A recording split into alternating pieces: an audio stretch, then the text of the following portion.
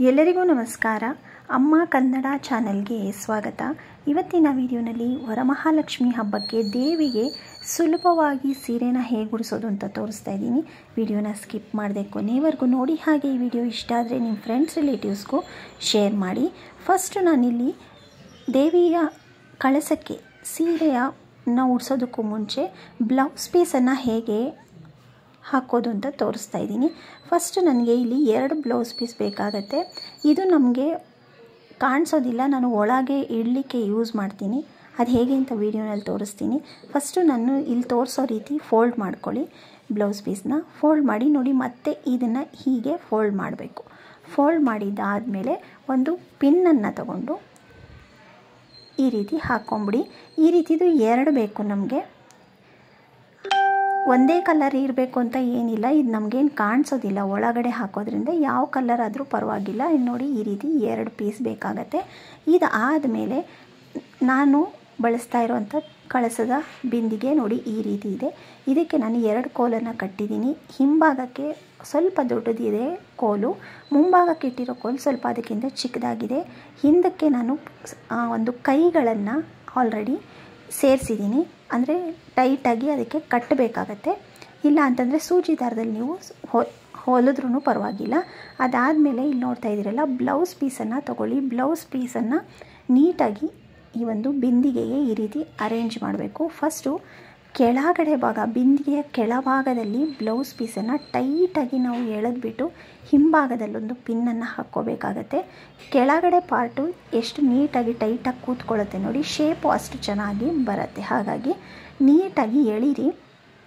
ಹಾಗಾಗಿ ಇಲ್ಲಿ ಯೂಸ್ ಮಾಡ್ತಾ ಇರುವಂಥ ಬ್ಲೌಸ್ ಪೀಸ್ನ ನೀವು ಒಂದು ಆ ಸ್ಯಾರಿಗೆ ಮ್ಯಾಚ್ ಆಗೋ ರೀತಿ ಬೇರೆ ಬ್ಲೌಸ್ ಪೀಸ್ ತೊಗೊಂಡ್ರೂ ಸಹ ಒಳ್ಳೆಯದೇ. ಯಾಕಂದರೆ ಕಾಸ್ಟ್ಲಿ ಸೀರೆಗಳನ್ನೆಲ್ಲ ತೊಗೊಂಡಾಗ ತುಂಬ ಎಳೆದೆಲ್ಲ ಪಿನ್ ಹಾಕಿದ್ರೆ ಅದು ಡ್ಯಾಮೇಜ್ ಆದರೆ ಪ್ರಾಬ್ಲಮ್ ಆಗುತ್ತೆ. ಹಾಗಾಗಿ ನಿಮ್ಮ ಹತ್ರ ಇರೋ ಯಾವುದಾದ್ರೂ ಮ್ಯಾಚಿಂಗ್ ಆಗುವಂಥ ಒಂದು ಬ್ಲೌಸ್ ಪೀಸನ್ನು ಇಲ್ಲಿ ಯೂಸ್ ಮಾಡ್ಕೋಬೋದು. ಇಲ್ಲ ಅಂತಂದರೆ ಸ್ಯಾರಿ ಬ್ಲೌಸ್ ಪೀಸನ್ನೇ ಯೂಸ್ ಮಾಡಿ. ಆದರೆ ಸ್ವಲ್ಪ ಕೇರ್ಫುಲ್ಲಾಗಿ ಪಿನ್ನನ್ನು ಹಾಕ್ಕೊಳ್ಳುವಾಗ ಕೇರ್ಫುಲ್ಲಾಗಿ ಹಾಕ್ಕೊಳ್ಳಿ.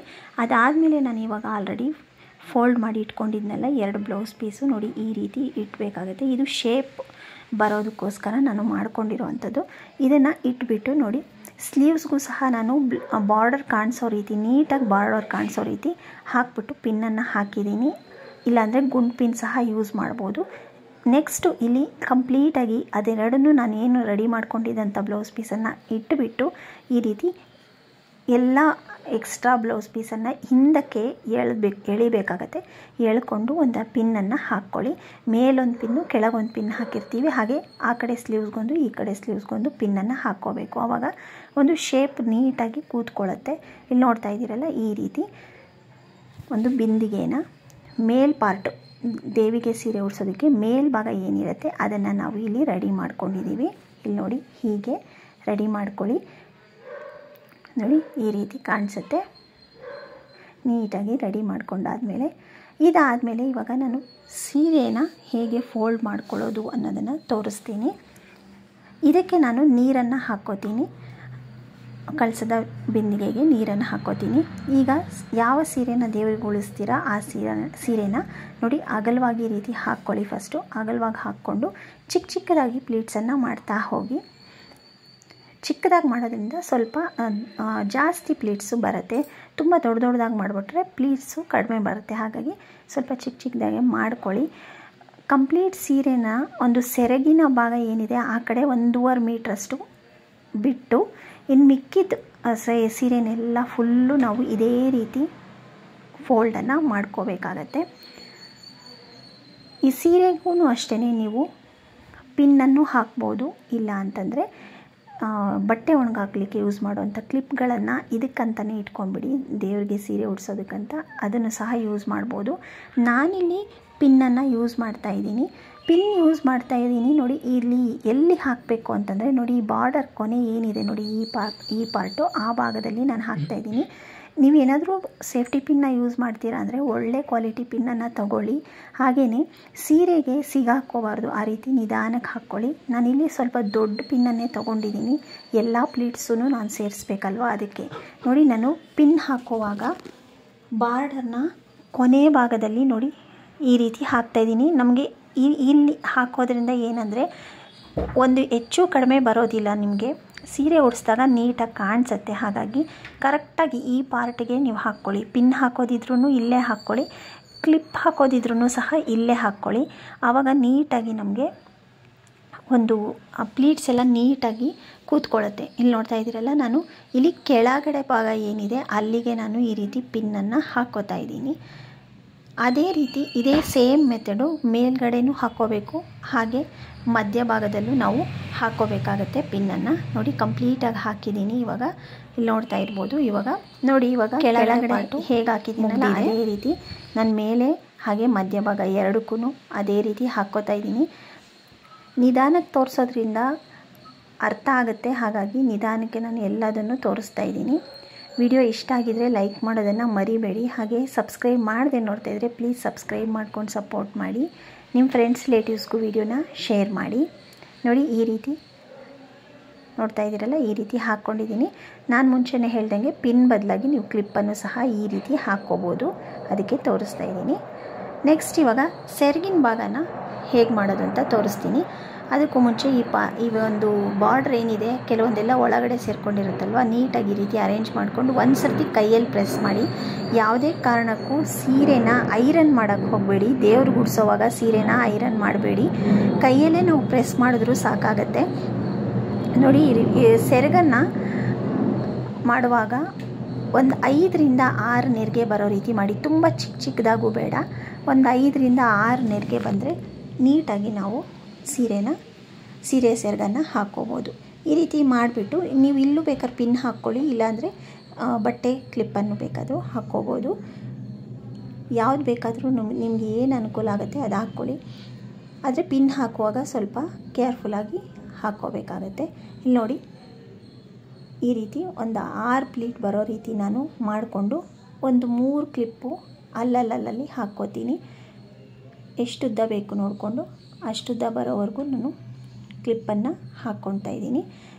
ಐರನ್ ಮಾಡಿಬಿಟ್ರೆ ಏನಾಗುತ್ತಂದರೆ ಅದು ಫುಲ್ಲು ಹಿಂಗೆ ಪ್ರೆಸ್ ಆದಂಗೆ ಆಗುತ್ತೆ, ನೀಟಾಗಿ ಒಂದು ನೆರಿಗೆಗಳೆಲ್ಲ ನಮಗೆ ಕೂತ್ಕೊಂಡಂಗೆ ಅನಿಸಲ್ಲ. ಹಾಗಾಗಿ ಐರನ್ನೆಲ್ಲ ಮಾಡೋಕ್ಕೆ ಹೋಗಬೇಡಿ. ಹಾಗೆ ಕೈಯಲ್ಲೇ ಪ್ರೆಸ್ ಮಾಡಿದ್ರೂ ಕೆಲವೊಂದು ಸೀರೆಗಳು ಸರಿ ಹೋಗುತ್ತೆ. ನೋಡಿ ಈ ರೀತಿ ಕೈಯಲ್ಲೇ ಸ್ವಲ್ಪ ಈ ರೀತಿ ಪ್ರೆಸ್ ಮಾಡಿದ್ರೂ ಸಾಕಾಗತ್ತೆ. ನೆಕ್ಸ್ಟು ಇವಾಗ ನಾನು ಕಂಪ್ಲೀಟಾಗಿ ಸೀರೆ ಹಾಗೆ ಬ್ಲೌಸ್ ಎಲ್ಲ ನಾವು ರೆಡಿ ಮಾಡ್ಕೊಂಡು ಇದಾಗಿದೆ. ಈಗ ಹೇಗೆ ನಾನು ಉಡಿಸ್ತೀನಿ ಅಂತ ತೋರಿಸ್ತೀನಿ. ನಾನು ಇದಕ್ಕೆ ಯೂಸ್ ಮಾಡ್ತಾ ಇರೋದು ನೋಡಿ, ಇಲ್ಲಿ ಒಂದು ಪಾತ್ರೆಯಲ್ಲಿ ಅಕ್ಕಿನ ತೊಗೊಂಡಿದ್ದೀನಿ. ಅಕ್ಕಿ ಒಂದು ಅರ್ಧ ಭಾಗದಷ್ಟು ಫಸ್ಟ್ ಹಾಕ್ಕೊಳ್ಳಿ. ಅದಾದಮೇಲೆ ಇವಾಗ ಸೀರೆ ಏನಿದೆ ಫೋಲ್ಡ್ ಮಾಡಿರೋದು, ಅರ್ಧಕ್ಕೆ ಫೋಲ್ಡ್ ಮಾಡಿರ್ತೀವಲ್ಲ ಅದು ಅರ್ಧನ ನೋಡಿ ಈ ರೀತಿ ಹಾಕ್ಕೊಳ್ಳಿ. ಹಾಕ್ಕೊಂಡು ಇನ್ನರ್ಧ ಹಿಂಭಾಗದಲ್ಲಿರಲಿ. ಅದೇನು ಮಾಡಬೇಕು ಅಂತ ನಾನು ತೋರಿಸ್ತೀನಿ. ಅದಾದಮೇಲೆ ನೆರಿಗೆಗಳನ್ನ ಸ್ವಲ್ಪ ಈ ರೀತಿ ಸ್ಪ್ರೆಡ್ ಮಾಡ್ಕೊಳ್ಳಿ. ಸ್ಪ್ರೆಡ್ ಮಾಡ್ಕೊಂಡು ಆದಮೇಲೆ ನಾವು ಆ ಪಾತ್ರೆಯ ಕಂಠಭಾಗಕ್ಕೆ ನಾವು ಒಂದು ದಾರವನ್ನು ಕಟ್ಟಬೇಕಾಗತ್ತೆ. ಅದಕ್ಕೂ ಮುಂಚೆನೇ ದಾರ ಕಟ್ಟಬೇಡಿ. ಆ ದಾರ ಕಟ್ಬಿಟ್ರೆ ನಮಗೆ ಆ ಒಂದು ನೆರಿಗೆಗಳಂತ ಅಗಲ ಮಾಡಲಿಕ್ಕಾಗೋದಿಲ್ಲ. ಹಾಗಾಗಿ ನೋಡಿ ಈ ರೀತಿ ಫಸ್ಟು ಅಗಲ ಮಾಡ್ಕೊಳ್ಳಿ. ಈ ರೀತಿ ಎಷ್ಟು ಅಗಲ ಬೇಕು ನೋಡಿ, ಈ ರೀತಿ ಅಗಲ ಮಾಡಿಕೊಂಡು ಆದಮೇಲೆ ಟೈಟಾಗಿ ದಾರನ ಆ ಒಂದು ಕಂಠಭಾಗದಲ್ಲಿ ಕಟ್ಕೊಳ್ಳಿ. ನೀಟಾಗಿ ಬರುತ್ತೆ. ಆವಾಗ ಈ ಒಂದು ಭಾಗನ ಏನು ಇವಾಗ ನಾವು ಕಟ್ತೀವಿ ಅದನ್ನು ನಾವು ತುಂಬ ಟೈಟಾಗಿ ಕಟ್ಟಬೇಕಾಗತ್ತೆ. ಫಸ್ಟ್ ಏನು ಕಟ್ತೀವಿ ಅದನ್ನು ಸ್ವಲ್ಪ ಟೈಟಾಗಿ ಕಟ್ಟಬೇಕಾಗತ್ತೆ. ನೋಡಿ ಈ ರೀತಿ. ಅದು ಆದಮೇಲೆ ನಾವು ನೆಕ್ಸ್ಟು ಕಟ್ಟುವಾಗ್ಲೂ ಅಷ್ಟೇ ತುಂಬ ಇದಾಗಿ ಲೂಸಾಗಿ ಕಟ್ಟಬಾರ್ದು. ನೋಡಿ ಈ ರೀತಿ ಟೈಟಾಗಿ ಕಟ್ಟಿದ್ದಾದಮೇಲೆ ಕಾಲುಗಳನ್ನು ನಾವು ಇದಕ್ಕೆ ಇವಾಗ ಏನು ಕೆಳಗಡೆ ಭಾಗ ನಾನು ಮಾಡ್ಕೊಂಡಿದ್ದೀನಿ ಇದಕ್ಕೆ ನಾವು ಇಟ್ಟು ಅರೇಂಜ್ ಮಾಡಬೇಕು.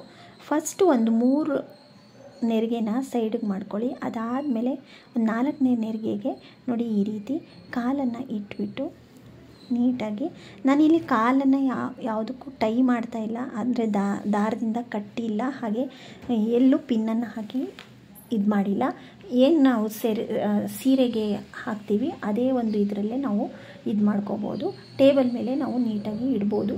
ಹಾಗೂ ಏನಾದರೂ ಸರಿಯಾಗಿ ಕೂರ್ತಾ ಇಲ್ಲ ಅಂದರೆ ಟೇಬಲ್ ಮೇಲೆ ಹಾಕಿರುವಂಥ ಬಟ್ಟೆಗೆ ಫಸ್ಟೇ ನೀವು ಕಾಲಿಟ್ಬಿಟ್ಟು ಒಂದು ಪಿನ್ನನ್ನು ಹಾಕಿ ಇದು ಮಾಡ್ಬೋದು. ಅದಾದಮೇಲೆ ಇಲ್ಲಿ ನೋಡ್ತಾ ಇದ್ದೀರಲ್ಲ, ಒಂದು ಭಾಗನ ನಾನು ಮುಂದ್ಗಡೆ ಹಾಕ್ಕೊಂಡು ಏನು ಸೆಟ್ ಮಾಡಿಕೊಂಡೆ, ಇನ್ನೊಂದು ಭಾಗನ ಸ್ವಲ್ಪ ಹಿಂಗೆ ಟ್ವಿಸ್ಟ್ ಮಾಡ್ಕೊಳ್ಳಿ, ತಿರುಗಿಸ್ಕೊಳ್ಳಿ. ಅದಾದಮೇಲೆ ಇಲ್ಲೂ ಅಷ್ಟೇ ಫಸ್ಟೇ ಪಿನ್ನನ್ನು ಹಾಕಕ್ಕೆ ಹೋಗಬೇಡಿ. ಫಸ್ಟು ಈ ನೆರಿಗೆಗಳನ್ನೆಲ್ಲ ಅಗಲ ಮಾಡ್ಕೊಳ್ಳಿ. ಈ ರೀತಿ ಅಗಲ ಮಾಡ್ಕೊಂಡಿದ್ದಾದಮೇಲೆ ದಾರದಲ್ಲಿ ಇದನ್ನು ಸಹ ಟೈಟಾಗಿ ಒಂದು ಕಳಸದ ಇದಕ್ಕೆ ಕಟ್ಟಬೇಕಾಗತ್ತೆ. ಇಲ್ಲಿ ನೋಡ್ತಾ ಇದ್ದೀರಲ್ಲ, ಮಿಕ್ಕಿದ ಎಕ್ಸ್ಟ್ರಾ ಕ್ಲಾತ್ ಏನಿರುತ್ತೆ, ನಾನಲ್ಲಿ ಪಾತ್ರೆಯಲ್ಲಿ ಕೇವಲ ಅರ್ಧ ಭಾಗದಷ್ಟೇ ಅಕ್ಕಿನ ಹಾಕ್ಕೊಂಡಿದ್ದು. ಇದು ಕಟ್ಟಿದ್ದಾದಮೇಲೆ ನೀವು ಫುಲ್ಲು ಅಕ್ಕಿನ ಅದಕ್ಕೆ ತುಂಬಿಸ್ಕೊಳ್ಳಿ. ಭಾರ ಜಾಸ್ತಿ ಇದ್ದಾಗ ಸ್ವಲ್ಪನೂ ಪಾತ್ರೆ ಅಲ್ಗಾಡೋದಿಲ್ಲ, ಹಾಗಾಗಿ ಕಂಪ್ಲೀಟಾಗಿ ಫುಲ್ ತುಂಬಿಸ್ಕೊಂಡು ಅದಾದಮೇಲೆ ನಾವು ರೆಡಿ ಮಾಡಿಟ್ಕೊಂಡಿರೋವಂಥ ಬಿಂದಿಗೆನ ಅದ್ರ ಮೇಲೆ ಇಟ್ಕೋಬೋದು. ನೀಟಾಗಿ ಕೂತ್ಕೊಳ್ಳುತ್ತೆ, ಅಲ್ಲಾಡದೆ. ಇದಾದಮೇಲೆ ನೋಡಿ, ಇವಾಗ ದಾರನ ಟೈಟಾಗಿ ಕಟ್ಟಿದ್ದಾದಮೇಲೆ ನೆರಿಗೆಗಳನ್ನು ಸ್ಪ್ರೆಡ್ ಮಾಡ್ಕೊಳ್ಳಿ. ಕೆಳಗಡೆ ನೆರಿಗೆನ ಯೂಸ್ ಮಾಡಿಕೊಂಡು ನಾನೇನು ಕಾಲುಗಳನ್ನು ರೆಡಿ ಮಾಡಿಕೊಂಡೆ, ಈಗ ಆ ಕಾಲುಗಳನ್ನು ಮೇಲ್ಭಾಗಕ್ಕೆ ಈ ರೀತಿ ಇಟ್ಕೊಳ್ಳಿ. ನೋಡಿ, ಹೀಗೆ ಎರಡು ಕಾಲುಗಳನ್ನು ಅಷ್ಟೇ ನೀಟಾಗಿ ಇಟ್ಕೊಳ್ಳಿ. ಅದಾದಮೇಲೆ ಈ ಕಡೆ ಕಾಲನ್ನ ನೋಡಿ, ನೀವು ಹೇಗೆ ಇಡ್ತೀರಾ ನೋಡ್ಕೊಳ್ಳಿ. ಒಂದು ಕಾಲು ಮೇಲೆ ಒಂದು ಕಾಲು ಬರೋ ರೀತಿ ಇಟ್ಟರೂ ಚೆನ್ನಾಗಿ ಕಾಣಿಸುತ್ತೆ, ಇಲ್ಲ ಹಾಗೇ ಈ ರೀತಿ ಹಾಕ್ಬಿಟ್ಟು ನೋಡಿ, ಇಲ್ಲಿ ನೆರಿಗೆನ ನೀಟಾಗಿ ಕಾಣಿಸೋ ರೀತಿ ನೋಡಿ, ಈ ರೀತಿ ಒಂದು ಪಿನ್ನನ್ನು ಹಾಕ್ಕೋಬೋದು ಅಲ್ಲಿ ನೋಡಿ. ಈ ರೀತಿನೂ ಸಹ ನೀವು ಹಾಗೆ ಬಿಡ್ಬೋದು. ಅದಾದಮೇಲೆ ನೋಡಿ, ನಾವು ರೆಡಿ ಮಾಡಿ ಇಟ್ಕೊಂಡಿರುವಂಥ ಒಂದು ಬಿಂದಿಗೆ ಏನಿದೆ, ಬ್ಲೌಸ್ ಎಲ್ಲ ರೆಡಿ ಮಾಡಿ ಇಟ್ಕೊಂಡಿರುವಂಥ ಬಿಂದಿಗೆ, ಅದನ್ನು ಅದ್ರ ಮೇಲೆ ಇಟ್ಟಿದ್ದೀನಿ. ಅದಾದಮೇಲೆ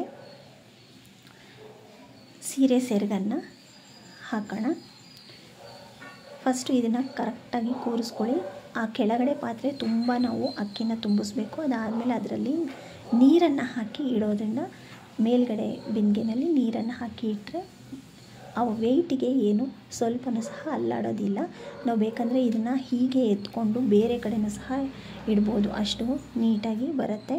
ನೆಕ್ಸ್ಟು ಸೆರಗನ್ನು ಹಾಕ್ತಾಯಿದ್ದೀನಿ. ಸೆರಗನ್ನು ಹಾಕುವಾಗಲೂ ಅಷ್ಟೇ ನೀಟಾಗಿ ಅರೇಂಜ್ ಮಾಡ್ಕೊಳ್ಳಿ. ಪ್ಲೀಟ್ಸ್ ಎಲ್ಲ ಏನಿರುತ್ತೆ ಅದನ್ನು ನೀಟಾಗಿ ಅರೇಂಜ್ ಮಾಡ್ಕೊಳ್ಳಿ. ನೋಡಿ, ಈ ರೀತಿ ಅರೇಂಜ್ ಮಾಡಿಕೊಂಡು ಸೊಂಟದ ಭಾಗದಲ್ಲಿ ಒಂದು ಸೊಂಟದ ಪಟ್ಟಿನೋ ದಾರನೋ ಏನಾದರೂ ಫಸ್ಟ್ ಕಟ್ಕೊಂಡು ಆಮೇಲೆ ನೀವು ಸೊಂಟದ ಪಟ್ಟಿ ಬೇಕಾದರೆ ಹಾಕ್ಕೋಬೋದು. ನೋಡಿ, ಈ ರೀತಿ ಅರೇಂಜ್ ಮಾಡ್ಕೊಳ್ಳಿ. ಒಂದು 6 ಪ್ಲೀಟ್ಸ್ ಮಾಡಿದ್ರೆ ನೋಡಿ ಇಷ್ಟು ನೀಟಾಗಿ ಬರುತ್ತೆ. ನಾನು ಕೇವಲ ಒಂದೇ ಕಡೆಯೇ ಹಾಕ್ತಾಯಿದ್ದೀನಿ ಸೆರಗನ್ನು. ಇನ್ನು ಎಕ್ಸ್ಟ್ರಾ ಮಿಕ್ಕಿರುವಂಥ ಸೆರಗನ್ನು ಪಕ್ಕದಲ್ಲಿ ಇಟ್ಬಿಡ್ತೀನಿ ಅಷ್ಟೇ.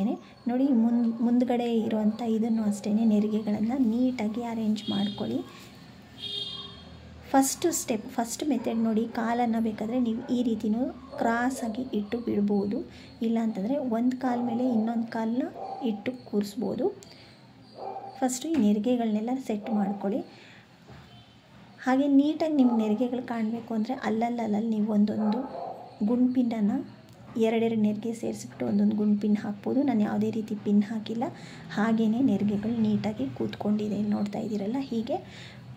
ಅದಾದಮೇಲೆ ನೋಡ್ತಾ ಇದ್ದೀರಲ್ಲ, ಇವಾಗ ಈ ಹಂತದಲ್ಲೇ ನಾವು ಒಂದು ಜ್ಯುವೆಲ್ರಿಗಳನ್ನ ಏನೇನು ಹಾಕ್ತೀವಿ ಅದನ್ನೆಲ್ಲ ದೇವಿಗೆ ಹಾಕ್ಬಿಡಬೇಕು. ಕಳಸ ಒಂದು ತೆಂಗಿನಕಾಯಿ ಮತ್ತು ಮುಖವಾಡ ಎಲ್ಲ ಇಟ್ಟ ಮೇಲೆ ಹಾಕೋದಕ್ಕೆ ಕಷ್ಟ ಆಗುತ್ತಲ್ವ, ಹಾಗಾಗಿ ಫಸ್ಟ್ ಈ ಒಂದು ಹಂತದಲ್ಲೇ ಹಾಕ್ಬಿಟ್ರೆ ಒಳ್ಳೆಯದು. ಇಲ್ಲಿ ನೋಡ್ತಾ ಇದ್ದೀರಲ್ಲ, ಈ ರೀತಿ ಒಂದು ದೇವಿಗೆ ನಾನು ಸೀರೆನ ಉಡಿಸಿದ್ದೀನಿ. ನೆಕ್ಸ್ಟ್ ಇವಾಗ ಒಡವೆ ಎಲ್ಲ ಹಾಕ್ಬಿಟ್ಟು ಅಲಂಕಾರ ಮಾಡಿದ್ರೆ ಕಂಪ್ಲೀಟ್ ಆಗುತ್ತೆ ದೇವಿಯ ಅಲಂಕಾರ. ನಾನು ಮುಂಚೆನೇ ಹೇಳ್ದಂಗೆ ಕಾಲನ್ನು ಈ ರೀತಿ ಕ್ರಾಸಾಗಾದರೂ ಇಡಿ, ಇಲ್ಲಾಂತಂದರೆ ಒಂದು ಕಾಲ ಮೇಲೆ ಒಂದು ಕಾಲು ನೋಡಿ ಈ ರೀತಿ ಬರೋ ಥರನಾದರೂ ಇಡಿ. ಈ ರೀತಿ ಇಟ್ಟಾಗ ನಿಮಗೆ ಕಾಲು ನೀಟಾಗಿ ಕೂತ್ಕೋಬೇಕಂದ್ರೆ ಈ ಒಂದು ಕಾಲಿನ ಸೀರೆ ಇದೇನಿರುತ್ತೆ ಬಾರ್ಡರು, ಅದಕ್ಕೂ ನೆಕ್ಸ್ಟ್ ಇನ್ನೊಂದು ಕಾಲ ಮೇಲೆ ಇಡ್ತೀರಲ್ಲ ಅಲ್ಲಿಗೂ ಸೇರಿಸಿ ಒಂದು ಪಿನ್ನನ್ನು ಹಾಕಿಬಿಡಿ, ಆವಾಗ ನೀಟಾಗಿ ಕೂತ್ಕೊಳ್ಳುತ್ತೆ. ನೋಡಿ, ಇದು ಈ ರೀತಿಯೂ ಸಹ ಇಡ್ಬೋದು, ಇಲ್ಲ ಕ್ರಾಸ್ ಆಗಬೇಕಾದ್ರೂ ನೀವು ಇಡ್ಬೋದು. ನೋಡಿ, ಒಡವೆ ಎಲ್ಲ ಹಾಕಿದ್ದಾಯಿತು. ಹಾಗೆ ಜಡೆನೂ ಸಹ ಇವಾಗಲೇ ಹಾಕಿದ್ದೀನಿ. ಕಂಪ್ಲೀಟಾಗಿ ದೇವ್ರನ್ನ ರೆಡಿ ಮಾಡಿದ್ಮೇಲೆ ನೋಡಿ ಈ ರೀತಿ ಕಾಣಿಸುತ್ತೆ. ಹೂವೆಲ್ಲ ಹಾಕಿದಾಗ ಇನ್ನೂ ಚೆನ್ನಾಗಿ ಕಾಣಿಸುತ್ತೆ.